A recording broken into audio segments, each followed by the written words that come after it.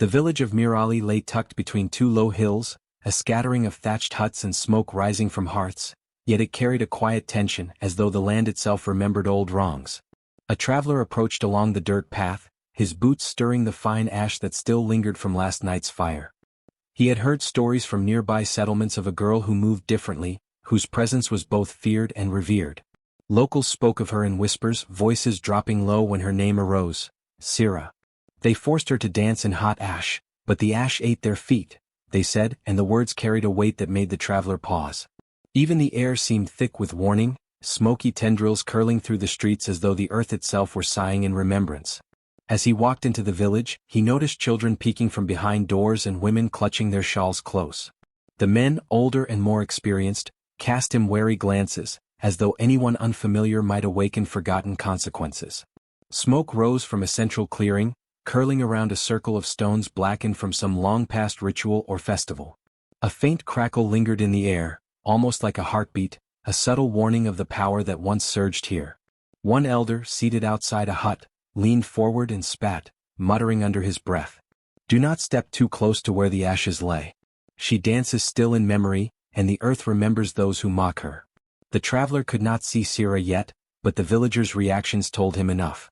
This was no ordinary tale of a mischievous child or a rebellious youth. There was fear here, deep and persistent, as though the land itself, scorched and scarred, had kept a silent record of what had occurred. Children who had been told to stay inside now peered out, their eyes wide with a mix of fascination and terror, and even birds seemed restless, hopping nervously among the bare branches of the trees at the edge of the village.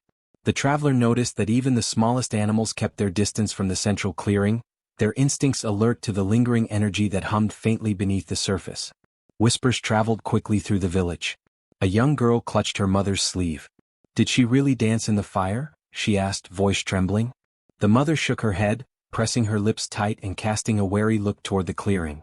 "Do not speak of her," she whispered, "or the ash will remember you too." The traveler caught snippets of conversation. Old men murmuring about justice and retribution, women recalling the cries of men who had once laughed at her misfortune. It was clear that Sira's story was more than legend. It was woven into the memory of every street, every hut, every trembling leaf in the village. The wind shifted, carrying with it the faint smell of smoke and burning wood. A curl of ember floated lazily above the central clearing, settling onto the soil without harming it. The villagers flinched, and the traveler felt the hair on his arms rise. He had heard of miracles and curses, but what stood before him seemed to transcend both. A record of anger, pain, and justice embedded into the very soil. The villagers avoided the ashes, keeping their distance even as they continued their daily routines. The rhythm of life persisted, yet it was tinged with caution, as though every footstep might awaken a dormant response from the ground. He learned from the whispers that Sira had not always been an object of fear. Children had once laughed with her at the edge of the village, and animals had been drawn to her gentle presence. But cruelty, mockery, and impatience had forced her into the fire. The hot ashes that should have burned her instead became a witness, a participant in the reckoning. Those who had struck her or laughed at her pain had suffered in turn, their screams echoing across the village long after the flames had died down. The traveler could see the scorched circle where the event had occurred, faint smoke still rising in soft spirals from the blackened ground, carrying a story he would not soon forget. A small group of villagers stood near the edge of the clearing, heads bowed, offering silent acknowledgement to something invisible. One elderly woman muttered prayers, hands trembling as she scattered a few grains of corn over the ash, a gesture of respect, fear, and penance all at once. The traveler could sense that this was no ordinary superstition. The earth had exacted its justice, and the memory of Sira's ordeal remained vivid and potent. Even those who had been too young to witness it firsthand carried a sense of awe, a cautionary tale that governed their steps and their hearts. As the day wore on, shadows stretched long across the village. The sun, a burning orange orb low on the horizon, cast the ash-filled clearing in a surreal light.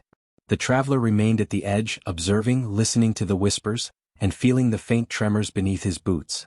A subtle warmth radiated from the soil, almost imperceptible, but enough to make him step lightly, as though even the earth might respond to his presence. Every stone, every ember, every curling wisp of smoke seemed to pulse with a history of pain, endurance, and justice, a record etched into the very core of the village. By nightfall, the villagers had retreated into their homes, doors shut tightly, fires burning low. Only the faintest glow lingered in the clearing, a reminder that the past had not been forgotten. Sira herself remained unseen, yet her presence was palpable, carried in the whispers, the restless animals, and the subtle hum of energy in the soil.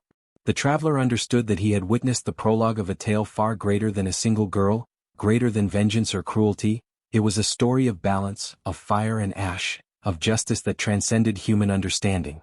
And as he left the village under the cover of night, he could still feel the faint heat underfoot, a quiet pulse reminding him. They had forced her to dance, but the ash had remembered, and it had struck with an unerring hand. Sira lived at the very edge of Mirali, in a small humble hut that leaned slightly to one side, its walls patched with mud and straw. From her window she could see the forest rising like a dark green wall, a place that whispered secrets to those who dared to listen. She moved quietly among the fields and streams, tending to small plants, mending fences, or helping injured animals she found along the paths. Her hands were calloused but gentle, and her movements carried a quiet grace, as if she were always aware of the life around her. Despite her kindness, the villagers regarded her with a wary eye, for her presence seemed to defy ordinary explanation. Children in particular found fascination in her oddities. They mimicked the way she moved, whispered about the strange lights in her eyes when she laughed, and teased her relentlessly when she passed. "She dances with fire in her hands," they would say, half in awe, half in fear. Sira rarely replied. She would simply lower her gaze, her lips pressed tightly, and continue on her way. The adults were no less cautious, though their suspicion carried a weightier tone. Rumors clung to her like shadows, that her mother had disappeared under mysterious circumstances, that her father was unknown, that some unseen force watched over her. Every glance from a villager seemed to measure her, searching for proof of the extraordinary within the ordinary. Yet, in this village full of fear and judgment, there was one who treated her with warmth and patience. Amma Lael, the elderly seer, lived in a hut surrounded by herbs and incense, her eyes clouded with age yet sharp in perception. She had recognized Sira's gifts long before the other villagers dared whisper about them. Each morning, Amma Lael would sit with her under the shade of a large, gnarled tree, teaching her the names of plants, the songs of birds, and the subtle language of wind and earth. She would speak softly, her voice weaving stories and lessons, showing Sira how to understand the signs of the world rather than fear them. "The earth watches you, child," she said one day, pressing a weathered hand to Sira's shoulder. "It will respond to what you feel and what others do to you. But remember, strength is not only in force, it is in knowing when to move, when to wait, when to protect." Sira absorbed these lessons with quiet reverence. She would kneel in the soil, her fingers tracing the roots of young saplings, feeling the tremor of life beneath the surface. She learned to notice the smallest signals, the rustle of leaves signaling a passing animal, the shifting patterns of shadows across the ground, the subtle rise and fall of smoke from distant fires. These exercises grounded her, helped her understand herself, and prepared her for the strange, unpredictable power that seemed to follow her wherever she went. Despite this sanctuary, the village remained a place of isolation. Sira's neighbors spoke of her only in hushed tones, crossing themselves or averting their eyes when they passed her hut. Market days were particularly tense. Merchants avoided her, and children hid behind baskets of grain when she walked by. She moved through these moments with careful detachment, offering small acts of help, a bundle of firewood here, a patch of tilled soil there, never expecting gratitude, yet always providing it. Those who accepted her kindness often did so reluctantly, glancing around nervously as if her gifts might carry an unseen price. Sira's resilience puzzled and unnerved the villagers. When accidents occurred, a child falling into a stream, a sudden windstorm knocking over a cart, she often emerged unharmed, even when others might have been harmed. Rumors flourished, that the earth shielded her, that unseen forces protected her steps, that her presence alone could alter outcomes. These whispers made some villagers uneasy, instilling both caution and envy. They watched her closely, measuring her reactions, noting her quiet gestures, and debating in low voices whether she was blessed, cursed, or simply different. The contrast between Sira's gentle nature and the villagers' suspicion created a fragile tension that permeated daily life. She would carry water from the stream to the fields, tending to plants that seemed to respond to her touch, while the children mocked her from the paths. Yet when an animal cried out in pain or a sapling threatened to wither, she would stop everything to help, her focus unwavering, and sometimes, just sometimes, the villagers could not help but notice a strange spark in the soil beneath her hands, or the way the wind shifted softly around her. These moments passed quickly, leaving only whispers and uneasy glances in their wake. Ama Leal remained Sira's only true companion, offering guidance and understanding in a world that viewed her with mistrust. Under her tutelage, Sira grew in quiet strength, learning not only to survive in a skeptical and fearful village but also to sense the deeper rhythms of life that pulsed through the earth, the air, and the flames that occasionally danced around her fingertips. She understood that her isolation was both a challenge and a gift, giving her the space to cultivate her powers, her empathy, and her resilience away from the judgmental gaze of the village. By the time the sun dipped low on the horizon, painting the village in hues of orange and crimson, Sira often stood at the edge of the forest, watching the shadows lengthen and listening to the gentle whisper of wind through the trees. The villagers retreated indoors, cautious and wary, yet the bond she shared with Ama Leal and the silent rhythms of nature reassured her. She was alone in body, but connected in spirit to the land, the animals, and the subtle forces that guided her. In that quiet moment, Sira knew that her path, though misunderstood by many, was hers to walk, guided by the. Sira had always felt fire differently than other people. Even as a child, the warmth of a hearth seemed to recognize her presence, flames dancing higher when she laughed and glowing gently when she was near. Her mother had been the same. Ama Leal often spoke of her in hushed, reverent tones, telling Sira that her mother could sing to the flames, coaxing them to move with melody, rhythm, and emotion. That gift had been passed down, a legacy woven into Sira's very being, though it came with a weight few could understand. Whenever she experienced strong emotions, joy, fear, or anger, embers would flare unexpectedly, floating in the air like fireflies before settling harmlessly on the ground. From the first time Sira had felt the sparks leap from her hands, she knew the fire responded to more than simple touch. It was as if it listened, as if it understood the intentions behind her emotions. When she skipped along the forest edge or danced barefoot through the fields, tiny sparks sometimes flew from her fingertips, leaving trails of warmth that made the grass shimmer faintly. It fascinated her at first, yet she also feared the power. She could not always control it, and her heart would pound whenever embers flared without warning. That was why Ama Leal had taken her aside time and again, to speak of caution, restraint, and respect. "The fire is alive, Sira," Ama Leal said one evening, the amber glow of her lantern casting flickering shadows across their small hut. "It responds to your heart, your mind, and even to the cruelty of others. But remember this, you must never let anger or fear force its hand. Let the flames dance because you choose it, not because you are pushed or hurt or mocked. The fire will protect you, but it will punish those who act unjustly, and it will do so without hesitation." Sira listened intently, feeling the gravity in Ama Leal's voice. The lessons were not merely about control but about understanding the inherent balance of her gift. The village, with its suspicions and mockery, had already taught her that cruelty often came from fear. She had felt it in the whispers of neighbors, in the harsh laughter of children, and in the tense glances of men who judged her without knowing her. Every flare of embers reminded her that power without wisdom could wreak havoc, that the fire within her was a force of justice as much as it was of warmth. Legends of the ash of injustice had long circulated in Mir Ali. Elders spoke of how fire, once wronged, would consume not merely the object of anger but also those who had caused it. The ash left behind was not mere residue, it carried memory and judgment. It would cling to those who had acted unjustly, sometimes burning them slowly, sometimes immobilizing them, sometimes leaving scars that never faded. Sira learned to regard these tales not as superstition but as a reminder of the fire's intelligence and fairness. Every ember had a story to tell, and every spark had a conscience beyond human understanding. At times, Sira's connection manifested in subtle ways. A bird startled nearby might flutter and scatter, yet the fire's glow would calm it, drawing it closer once the initial shock passed. Streams near her home would shimmer with a golden reflection when sparks danced above the water, as if the elements themselves recognized her presence. She practiced quietly, moving her hands through the flames of hearths and bonfires, coaxing the fire to twist and curl in gentle spirals, learning to guide it without forcing it. These exercises, often done alone, reinforced patience, concentration, and respect. The qualities Ama Leal said were as vital as the gift itself.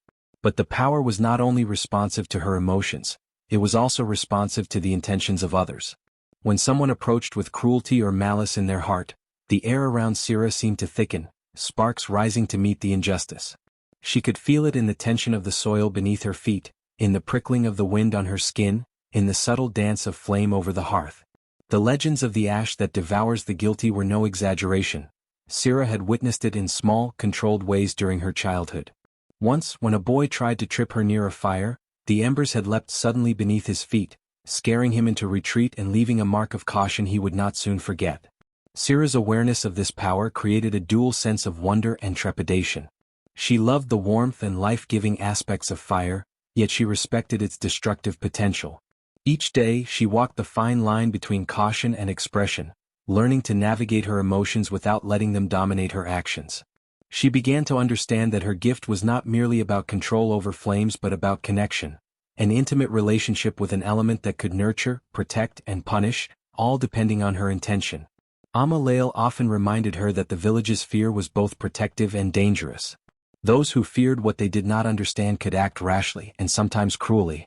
Sira's ability to survive and respond to injustice was not only a defense but a test, teaching the villagers and herself about the balance between respect, restraint, and power.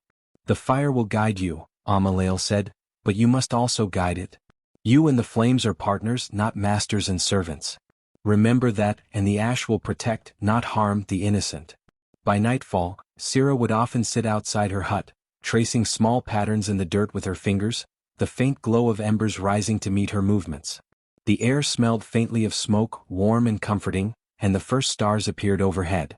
She could feel the fire's pulse, steady and alive, teaching her patience and foresight.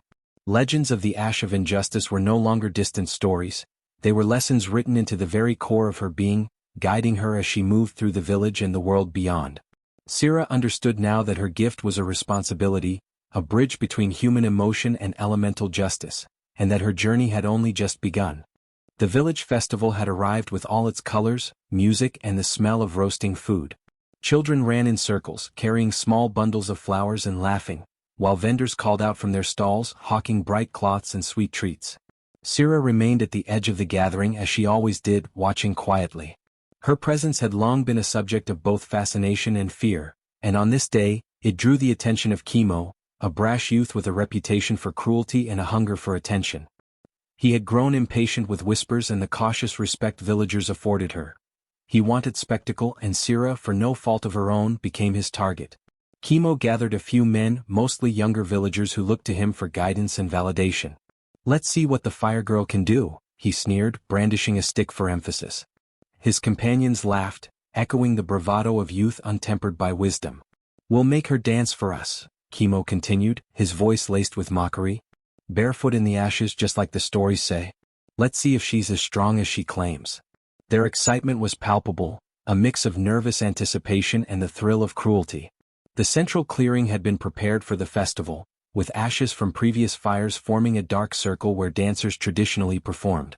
Kimo and his friends poured fresh embers over the surface, small plumes of smoke rising into the warm afternoon air. The scent of burnt wood mixed with the sweetness of roasted maize, creating a strange tension that Sira immediately felt. Her instincts screamed at her to step back to avoid the trap, yet curiosity and the pressure of the crowd kept her rooted. The villagers who had come to watch began to murmur nervously, sensing that the energy in the clearing had shifted. Kimo stepped forward, pointing a finger at Sira. "Dance?" he barked, laughter spilling from his mouth like a contagion. The other men circled her, blocking any escape, shouting encouragements that dripped with mockery. Sira's heart pounded, not in fear of falling or injury, but in reaction to the injustice of being forced to perform under humiliation. The ash beneath her feet glowed faintly as if aware of the tension, the subtle heat licking at her skin without yet burning. She hesitated, her body trembling with indignation and a growing, unspoken power that she struggled to control. The crowd of villagers held its breath. Some whispered warnings, others hid behind doors or stalls, unwilling to see what might unfold. The smoke curled higher, wrapping around the men in the clearing, thickening the air with the scent of heat and earth. Kimo's laughter grew louder, masking the unease that prickled along the edges of his bravado. "Dance?" he repeated, shoving her forward with rough hands. Sira stepped reluctantly onto the ashes, her bare feet meeting the warm embers. A faint glow rose around her, sparks drifting lazily into the air, yet she moved carefully, aware that any misstep might unleash the unpredictable force she had learned to respect under Amalael's guidance. Her movements were slow, tentative at first, as if testing the response of the ash beneath her. Kimo and his companions jeered, finding amusement in her hesitance. They urged her to move faster, to jump and spin, their laughter mingling with the crackle of embers and the faint rustle of smoke. Yet even as they mocked her, Sira began to feel the pulse of the fire, the way it responded to her indignation and her desire not to be humiliated. It whispered warnings, vibrated beneath her feet, and hinted at its readiness to act should the cruelty escalate further. The children in the crowd stopped their games, sensing the tension, and even the adults shifted uneasily, remembering old tales and warnings. The smoke thickened, curling in unnatural spirals around Sira and her tormentors. The air grew heavier, charged with the mingling of human malice and elemental awareness. Chemo, oblivious to the subtle warnings, laughed and stomped, demanding more. The ash beneath his own feet began to glow faintly, responding not to his presence but to the cruelty in his intentions. Sira felt the heat rise, not just from the embers but from the injustice of the moment. She could sense the power that lay dormant in the ash, ready to respond to the imbalance. Her heart beat faster, not with fear, but with anticipation and the faint tremor of authority that came from knowing the ash remembered those who sought to harm her. A faint crackle of embers drifted upward, unnoticed by most, as the energy of retribution gathered silently in the smoke and soil. The villagers held their breath, some shifting nervously, feeling the air tense and the temperature subtly change. Sira danced lightly, careful and controlled, yet every movement spoke of quiet defiance. The ash, responding to her emotion and the cruelty around her, began to heat unevenly, glowing more intensely where the hands of the tormentors had pressed her forward. Sparks drifted higher, and the faint scent of smoke grew sharper. It was as though the earth and fire conspired together, preparing to remind the villagers that injustice would not go unnoticed. By the time Sira had completed the first few steps of the forced dance, tension in the clearing had become almost unbearable. The men laughed, still oblivious, but the ash beneath their feet began to shift subtly, responding to the cruelty in ways they could not yet perceive. The smoke wrapped them like a warning, curling around their legs and ankles, soft but insistent. The villagers around the edge murmured nervously, sensing that the balance had shifted, that the dance they had expected to be mere mockery might soon turn into something far more dangerous. The stage was set, the embers alive, and the quiet power of the girl forced into motion, a reckoning waiting just beneath the surface. Next. The moment Sira's foot met the center of the smoldering ash, a subtle shift rippled through the clearing. At first, it was barely noticeable, a faint glow rising along the surface, as if the embers themselves had drawn a breath and were holding it in anticipation. Chemo and his companions laughed, thinking her hesitance was mere timidity, oblivious to the silent warning emanating from the ash beneath their own feet. But with each step Sira took, the glow intensified, brightening unnaturally, shifting from dull red to flickering orange, then to the white-hot shimmer of a fire alive with purpose. The heat climbed slowly, brushing against the skin of the men who had forced her to dance, though it seemed to spare Sira entirely. Sparks drifted upward, dancing like tiny fire spirits around her as she moved with an eerie grace, her body swaying lightly to a rhythm only she could hear. The smoke thickened, curling in twisting spirals, and a low hum, almost like a warning song, vibrated faintly through the ground. For the first time, Chemo's confident laughter faltered. He glanced at the ash beneath his feet and felt it shift subtly, responding not to her movement but to his own cruelty. A scream tore through the air when the first ember burned into Chemo's toes, searing and sudden. He jumped back, trying to pull his feet free, but the ash seemed to cling, stubborn and punishing, as if alive and unwilling to release him from its judgment. The others followed in frantic confusion, hopping and stumbling in a panic as embers bit at their ankles, glowing hotter with each attempt to escape. Their laughter was gone, replaced by cries of pain, desperation and disbelief. Villagers who had been watching from the edges gasped and shrank backward, some covering their mouths to stifle screams, others turning and fleeing, unable to witness the miraculous vengeance taking shape before them. Sira stood at the center, her expression calm though her heart raced. She had not intended to harm them, she only moved to survive the cruelty, to endure the humiliation forced upon her. Yet the ash, sensing injustice, acted with its own will. It climbed higher around their feet, burning not beyond recognition but enough to leave a clear lesson. The men scrambled, some losing balance and falling, others hopping on one leg as the embers consumed the skin with relentless precision. Chemo, at the center of it all, could not move fast enough. He screamed as the hot ash seemed to swallow his feet, holding them in punishment, leaving him immobile and terrified. Villagers scattered into the streets, up doorways and behind huts.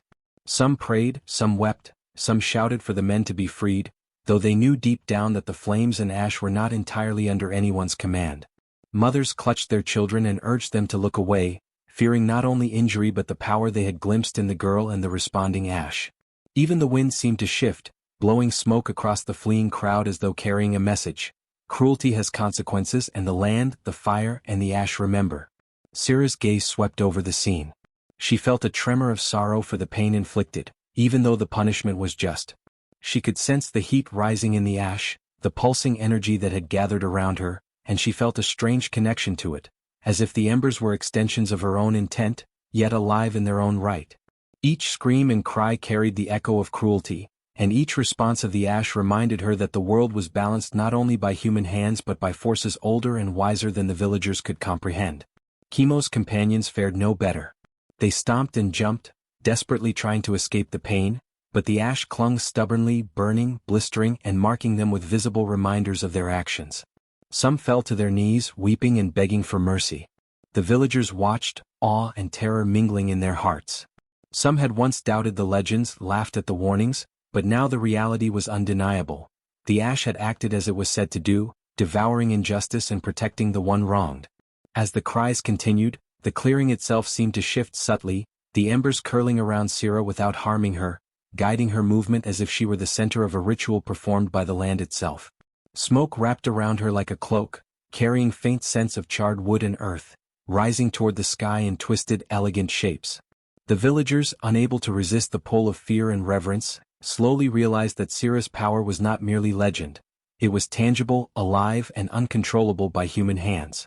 Finally, the men, scorched and terrified, staggered away from the center, some dragging their burned feet, others hopping and limping, all of them carrying the unmistakable marks of justice enacted.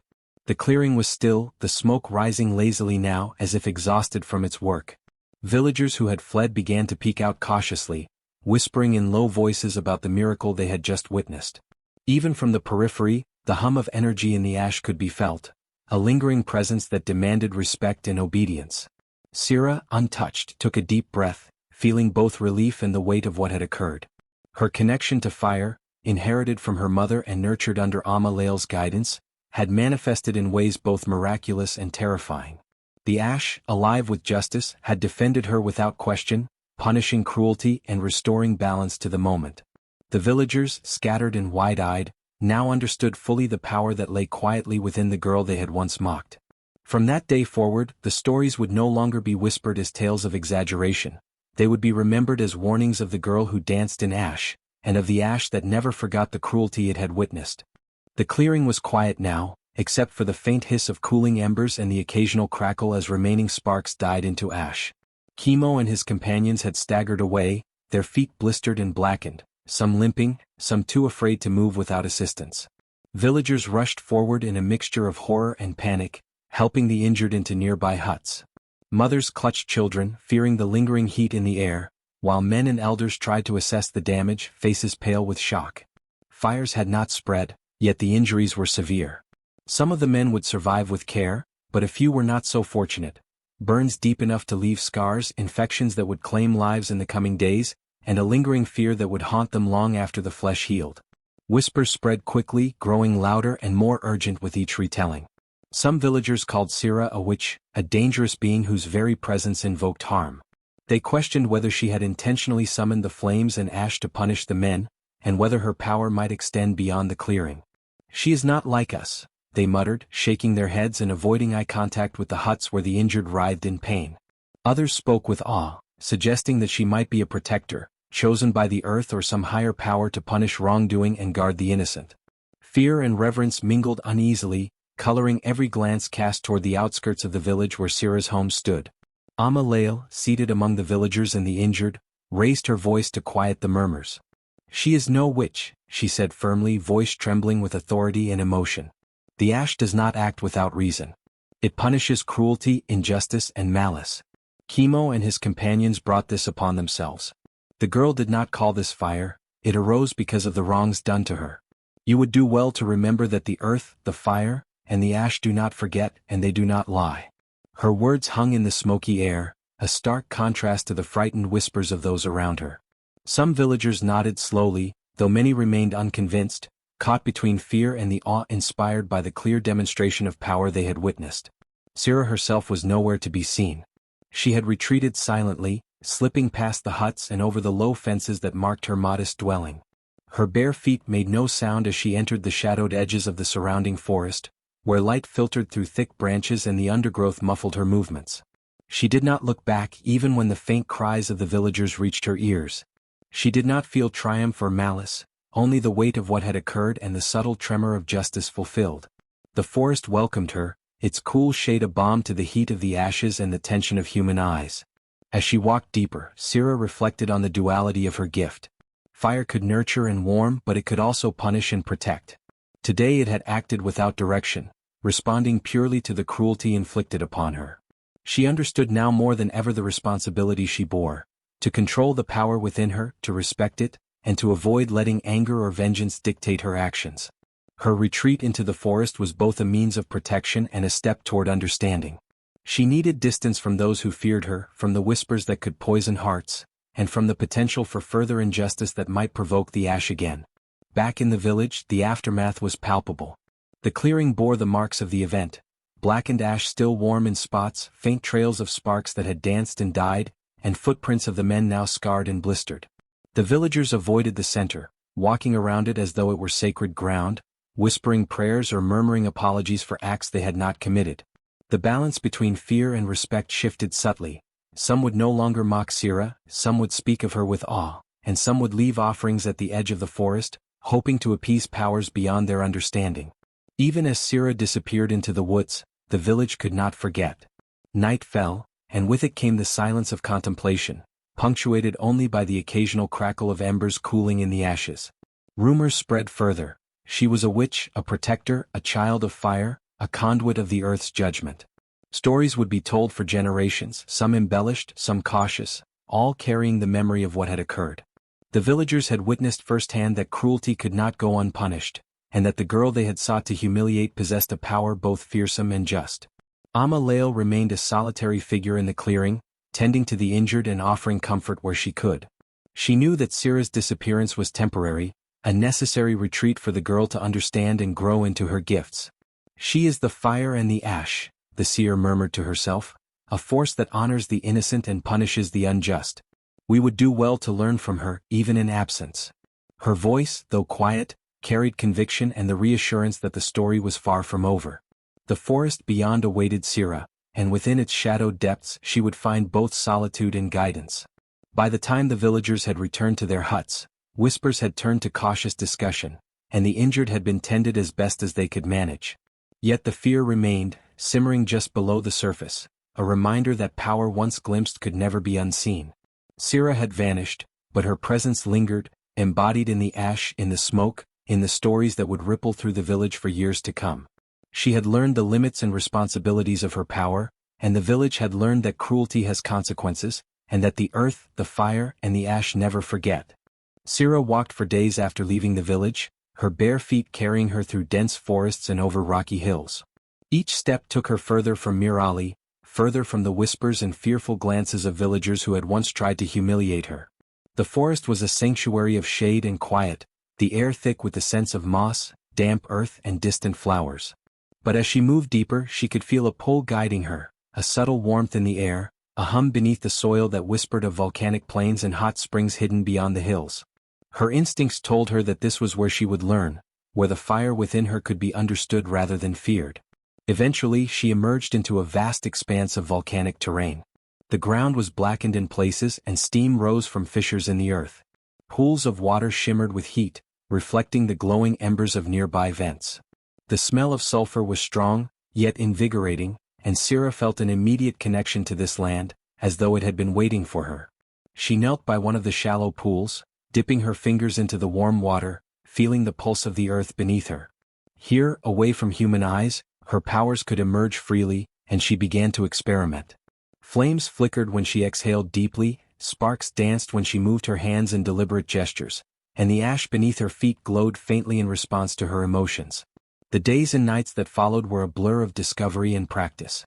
Sira tested the limits of her connection with fire, learning to coax it to twist into shapes, to curl like smoke, and to simmer without flaring uncontrollably. She realized that fire, like herself, had moods, sometimes gentle, sometimes fierce, sometimes impatient. She learned to listen to the subtle cues of heat, smoke, and ember, reading them like a language. Each movement became a dialogue with the flames, a dance of understanding rather than domination. As her confidence grew, she could direct embers to form patterns, guide them to warmth without pain, and summon light in darkness without destruction. One night, as Sira practiced near a particularly hot vent, the air shimmered and a figure appeared in the mist of steam. It was small and flickering, a shape formed entirely of flame yet possessing a discernible face and form. "You feel the fire's heart," it said in a voice that crackled like burning wood. "You are beginning to understand that which many fear. But to command fire you must respect it, its warmth and its destruction. You cannot take one without acknowledging the other." Over the following weeks, more spirits appeared, some resembling flickering embers, others taking the forms of animals made of flame. Each taught her a lesson: to anticipate the sudden flare, to temper her strength with restraint, to understand that the fire could nurture as much as it could punish. A fox of living flame guided her along the ridges of heated rocks, showing her how to move without disturbing the fragile balance of the volcanic soil. A small bird of sparks perched on her shoulder, demonstrating how a single touch of flame could heal scorched earth rather than harm it. Through these encounters, Sira began to recognize the duality of her gift. Fire could protect, warming her when she slept on cool nights and keeping predators at bay, but it could also punish and destroy when provoked by malice or injustice. The ash left by her practice seemed to hum with awareness, retaining memory of her movements and intentions. She began to sense not only the flames but the earth itself, the rhythm of heat rising from the vent and the subtle vibration of energy through stone and soil. It became a conversation of presence, intention, and understanding, and Sira learned to move in harmony with it rather than against it. Sira's training was rigorous yet solitary. She slept beneath volcanic ridges, waking to the warmth of rising steam, and ate what the land provided: roots, berries, and occasionally fish from thermal pools. She learned patience, observation, and empathy. Every flare of flame was studied, every glowing ember examined, until her connection to fire became instinctual, a seamless part of her being. The spirits watched, guiding subtly, testing her focus, and occasionally disappearing to challenge her understanding. Her mastery grew beyond mere survival. She could now summon controlled bursts of flame to ward off wild animals or to signal her presence. She could make embers swirl like falling leaves, guide heat to dry damp clothing, or ignite firewood without sparking danger. The ash beneath her feet no longer burned unintentionally but responded to her intention, glowing warmly to her touch, protective rather than punitive. Each day she felt a greater unity with the elements, a recognition that fire was neither friend nor foe. It was a partner, and one that demanded respect and care. By the time Sira had spent weeks, then months, in this volcanic refuge, she felt herself transformed. Her understanding of fire was profound, her connection intuitive, and her presence harmonious with the land. The lessons of Amma Lael had been the foundation, but the elemental spirits had built upon that, teaching her to see the beauty, danger, and balance in every flame.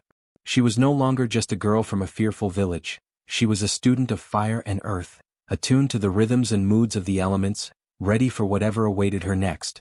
As she gazed across the glowing plains, steam rising from fissures and reflecting the first light of dawn, Sira understood that her exile had been necessary. Away from the cruelty and fear of the village, she had grown into a guardian of the fire, a guide and protector, and a force that would one day return, not for vengeance but for balance. The land had accepted her, taught her, and transformed her, and she was ready to meet the world again, tempered by ash, fire, and the lessons of elemental spirits. Years passed quietly for Sira in her volcanic refuge, yet in the village of Mirali, life began to unravel in subtle, unsettling ways. Fires erupted unexpectedly, consuming stacks of wood in storage huts, flickering across fields of grain with no apparent cause. Smoke would curl into the sky before anyone could identify its source, and villagers awoke to the smell of charred earth and the blackened remains of what had been green and thriving the day before. Crops wilted under strange heat waves, small flames licking the edges of leaves and stalks, leaving farmers scratching their heads in disbelief and fear. Livestock behaved erratically. Chickens refused to roost, cows bolted in panic, and goats broke free from pens, their hooves scorched by invisible heat that seemed to travel in pulses across the ground. The animals' terror spread quickly, adding to the villagers' anxiety. Mothers clutched their children, whispering prayers to the unseen forces that had once remained dormant, while elders shook their heads at the apparent wrath that had settled upon the land. It was as if the village itself remembered, an echo of past cruelty, a force that had lain in wait for the right moment to respond. Stories of Sira began to circulate again, growing in both fear and reverence. The children who had once mocked her now repeated warnings in hushed voices. "The ash remembers," they would whisper to one another, glancing nervously at the blackened patches of earth or the faint smoldering embers in the hearths. Adults, too, spoke cautiously, some blaming natural causes, some blaming the girl who had once danced barefoot in ash. "She is not gone," they murmured, "not truly. The fire and the ash carry her memory."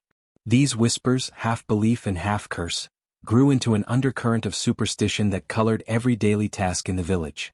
The elders debated among themselves, trying to determine whether these phenomena were signs of divine displeasure, natural anomaly, or the work of a powerful being wronged in the past. Some called for offerings at the edge of the forest, while others suggested leaving the village entirely, fearing that any attempt to contain or punish what they did not understand would only provoke further wrath. Kimo, the brash youth who had once forced Sira to dance on the ashes, remained partially healed, scarred physically and mentally, recounting in shivering tones the terror he had felt under the smoldering punishment.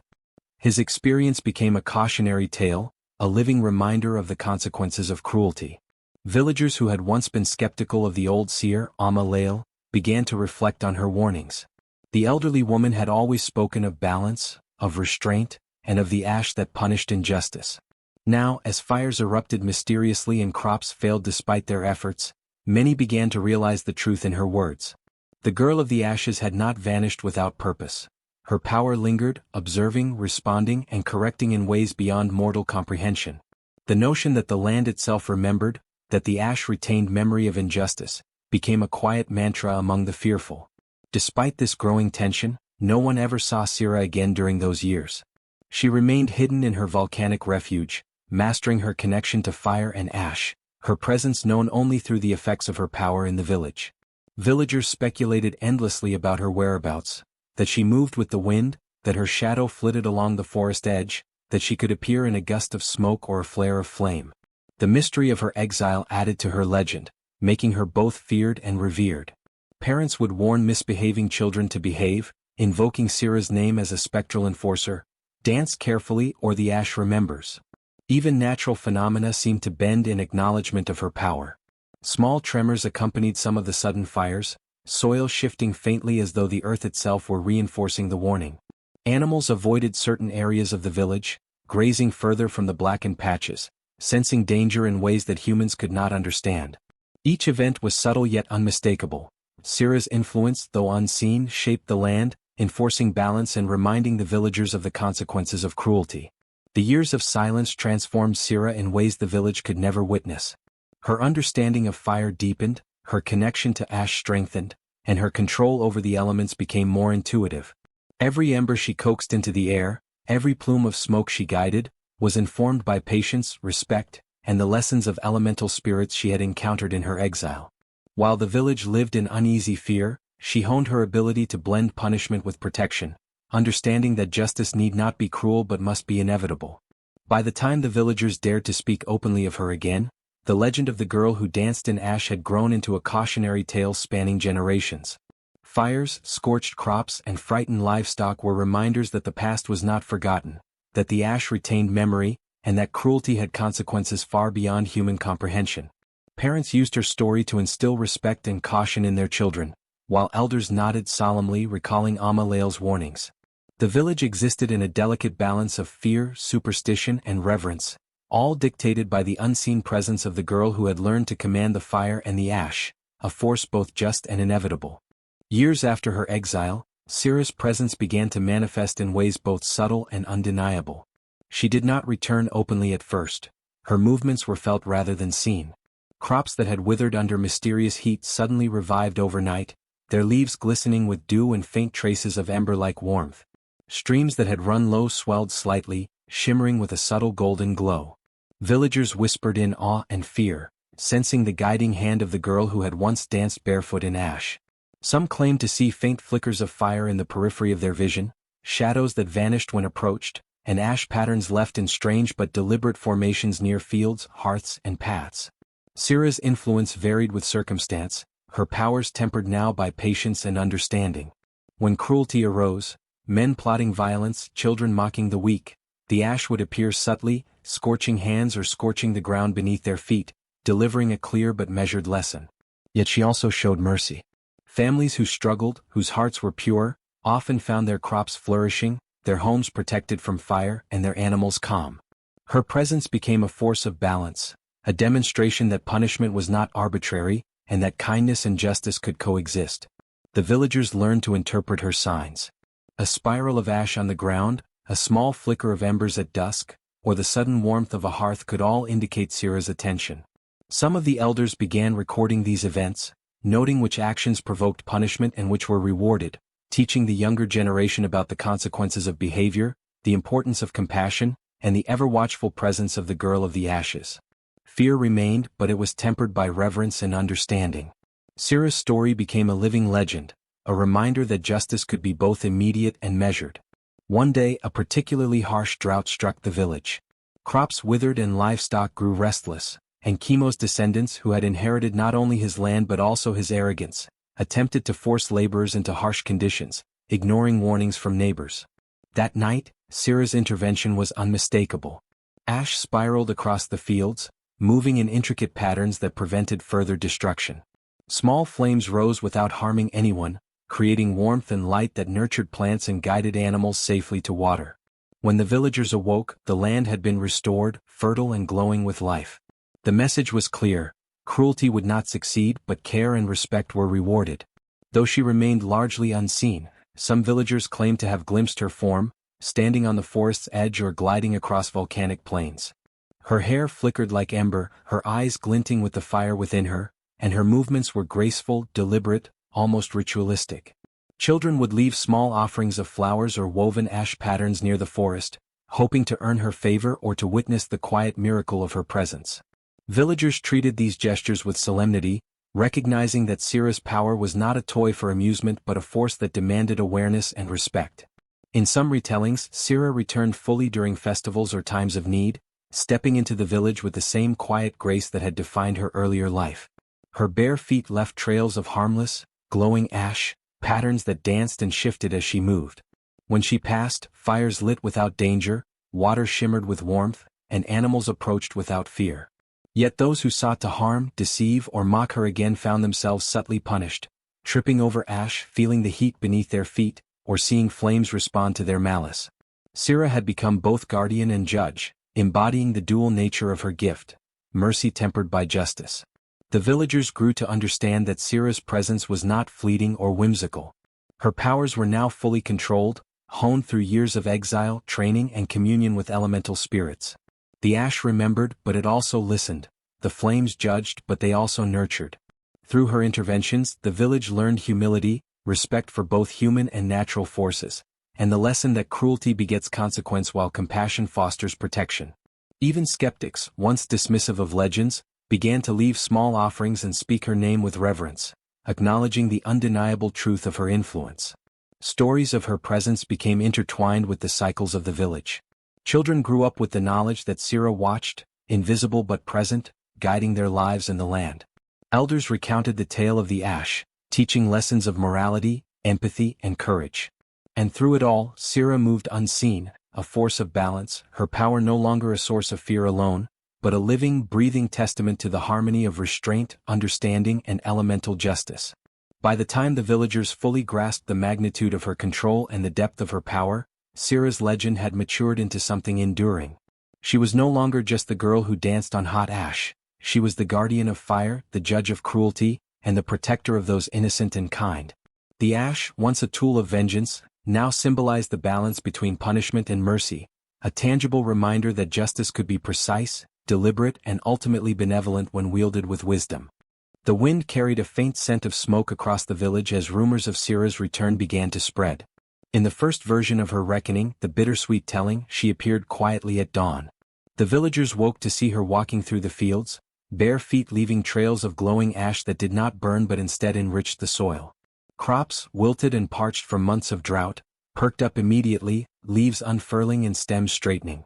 Water from the streams shimmered with warmth and vitality, and animals approached without fear, sensing the protective presence of the girl who had once danced in fire.